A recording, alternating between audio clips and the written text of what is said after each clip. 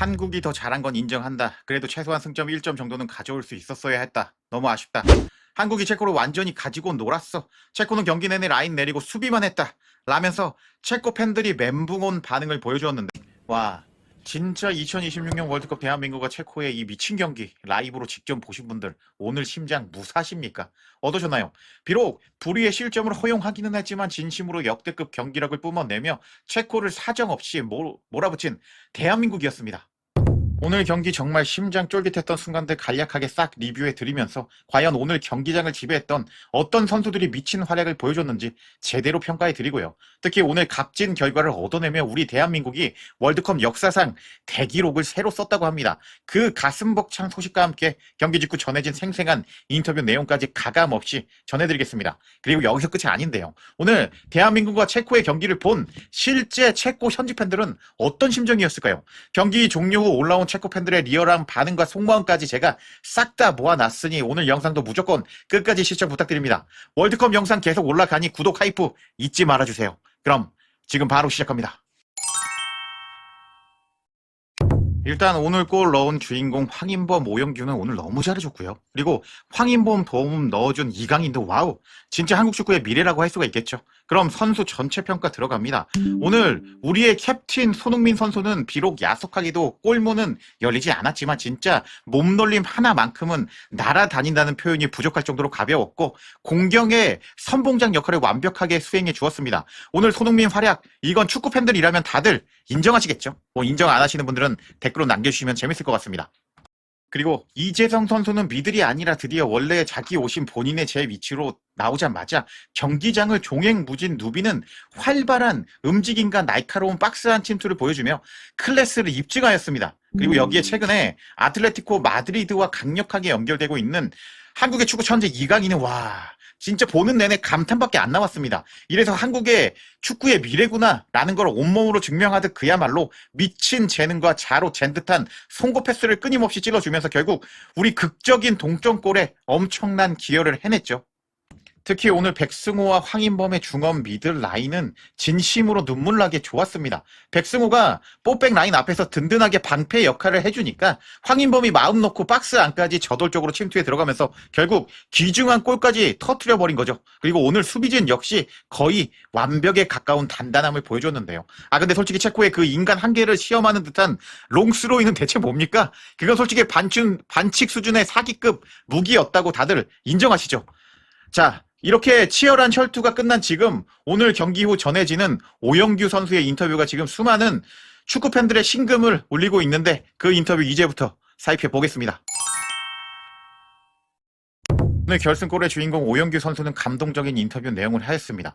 38도 고열인데도 불구하고 오늘 교체 투입해서 골을 넣었다고 인터뷰를 한 오영규였거든요. 오영규 선수는 말로 설명할 수 없는 감정을 느꼈다. 오늘 경기 전에도 너무 몸이 좋지 않았는데 열이 38도까지 오르면서 오늘 경기를 뛸 수 있을까 하는 생각도 있었다 라면서 컨디션이 좋지 않았다고 밝히는 오영규 선수였습니다. 근데 오영규 선수는 결국 경기장에 나왔고 결정적인 순간에 한국의 해결사가 됐잖아요. 그래서 오영규는 다음과 같이 말했습니다. 여기 오신 모든 스태프 분들과 원장님, 닥터 선생님들이 극진하게 보살펴 주신 덕분에 오늘 경기에 뛸 수 있었다라면서 그렇게 골을 넣을 수 있었다라면서 자신이 골을 넣을 수 있었던 것은 모든 대한민국 팀 스태프들 덕분이었다라고 밝혔습니다. 그리고 오영규는 추가로 월드컵에서 뛰는 것만으로도 정말 영광스럽고 감사한 일인데 감독님께서 믿어주셔서 경기에 나설 수 있었고 골까지 넣으면서 팀이 승리할 수 있어서 스트라이커로서 정말 다행이라고 생각한다. 정말 감사한다. 라고 말하면서 이제 제가 볼 때는 이동국 선수 이후로 우리 한국 대표팀에 9번 공격수가 없거든요.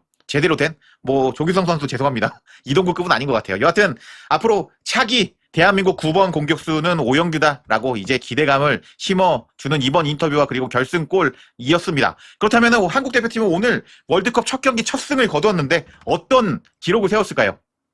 오늘 체코를 잡은 한국 대표팀은 이제 32강 확률이 80%를 돌파했다고 합니다. 16년 전 징크스를 깬 홍명보호 한국 대표팀이라고 하네요.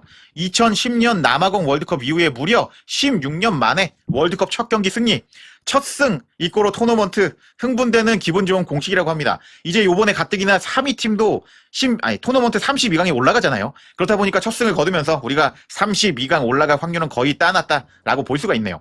32강 진출은 9부 능선 돌파했다고 합니다. 그리고 멕시코와 남아공의 경기력을 봤는데 남아공은 진짜 너무 못했거든요. 그렇기 때문에 한국 대표팀은 앞으로 이제 이번 월드컵에 대해 유리한 고지를 선점했다라고 볼 수가 있겠습니다. 그래서 기사 내용 살펴보면요. 일단 단숨한 승점 3점이 아니라 거대한 역사를 썼는데 한국 축구는 이제 2022년에 포르투갈전 승리에 이어서 월드컵 본선 무대에서 2경기 연속 역전승을 거두는 이제 저력을 보여줬고, 그리고 2010년 남아공 월드컵에서 그리스전 2대0 승리 이후 무려 16년 만에 본선 첫 경기 승리를 이끄는 쾌거를 달성했다고 합니다. 역사가 증명하는 기분 좋은 공식이 있는데 2002년도 우리가 폴란드 잡았죠. 2006년도 토고, 그리고 2010년도 그리스전을 잡았는데 이게 이렇게 첫 승을 하고 나서 조별리그를 통과했기 때문에 이번에도 새 역사를 창조했다고 합니다. 그리고 나서 이번에 참가국이 48가국이잖아요. 조 3위도 32강으로 갈 수 있는데 이제 첫 판에 솔직히 체코 어려웠단 말이죠. 우리가 그 세트피스 봤잖아요. 너무 빡셌는데 이 가장 껄끄러운 체코를 잡으면서 이제 아무리 보수적으로 잡아도 32강은 80% 이상 갈 확률이다라고 볼 수 있습니다. 그리고 이제 멕시코 센터백이 퇴장당해서 못 나오거든요. 그렇기 때문에 우리가 멕시코를 상대로 좋은 성적까지 기록한다면 조 1위로 통과도 유력해지고 이제 아무래도 조별 예선에서 유리하다 보니까 로테이션도 돌리면서 체력 안배도 할 수 있는 좋은 상황이다라고 볼 수가 있겠습니다. 멕시코한테 져도 남아공이 너무 못하기 때문에 우리가 마지막 경기 집중한다면 우리가 월드컵에서 이제 앞으로 기대감을 더 가져도 되겠다라고 볼 수가 있겠네요. 오늘도 월드컵 관련 영상 계속 올릴 텐데 구독 안 하시고 시청하시는 분들 아마 구독하시면 후회 안 하실 겁니다. 더욱 열심히 하겠습니다. 그렇다면 한국과 붙어본 체코 축구 팬들은 한국 축구에 대해서 어떻게 보고 있을까요? 반응 지금 바로 시작합니다. 젠장, 20년 만에 월드컵 무대에 돌아왔으면 최소한 축구다운 축구는 보여줘야 되는 거 아니야? 근데 플레이오프 때처럼 또 아무 이유 없이 완전히 무너져 버렸네. 새벽에 일찍 일어나서 경기 봤는데 이 정도면 차라리 안 보는 게 나았을 정도다. 아직 침착하자고. 승점 3점만 따내면 돼. 결국 남은 건 남아공전 결과에 달려있네. 기분 나빠하지 않았으면 좋겠지만 오늘 경기는 코베 골키퍼만의 문제가 아니야. 한국이 더 좋은 팀이었고 승리할 자격이 있었다고. 만약 후반이 시작됐을 때 이런 날씨 환경에도 반드시 적응해야 된다고. 홈에서 그런 모습을 보여주면서 탈락한다면 정말 축구에 대한 범죄나 다름없을 것 같아 라면서 이제 팬이 반응하고 있었고요. 다른 팬은 와 이거 완전 수치스러운 경기는 아니었어. 솔직히 한국이 더 강팀이었다고. 몇몇 선수들은 기대에 한참 못 미쳤어. 차라리 흐라나치가 더 이상 이 대표팀 수준이 아닌 것 같다고 평가할 수 있겠네 하면서 이제 남아공만 바라보자 라는 팬도 있었고요. 또 다른 팬은요. 한국이 더 잘한 건 인정한다. 그래도 최소한 승점 1점 정도는 가져올 수 있었어야 했다. 정말 아쉽다. 상대에게 내준 2골이 너무 선물처럼 보이는데 이제 중요한 건 남아공전 준비 잘해서 반드시 잡는 거라고. 솔직히 2대1이면 다행이라고 생각한다고. 잘못했으면 우리가 5대1로도 질 수 있었던 경기였다고. 이번 월드컵 첫 번째 공격수 중에서 테러의 범인은 아마 우리 선수들이야 라면서 공격을 너무 못했다라고 비꼬고 있었고요. 또 다른 팬은 20년 동안 계속된 월드컵 첫 경기 패배의 역사네. 너무 수치스러운데 월드컵은 이제 끝난 것 같아. 그냥 스스로 출전 금지나 시키라고. 우리가 공을 지키지 못하고 뛰지도 못했고 패스 3번 제대로 연결되지 못했어. 페널티 박스까지 들어가지도 못하는데 어떻게 이길 수 있겠냐. 토마시 홀이 기용은 정말 재앙이었어.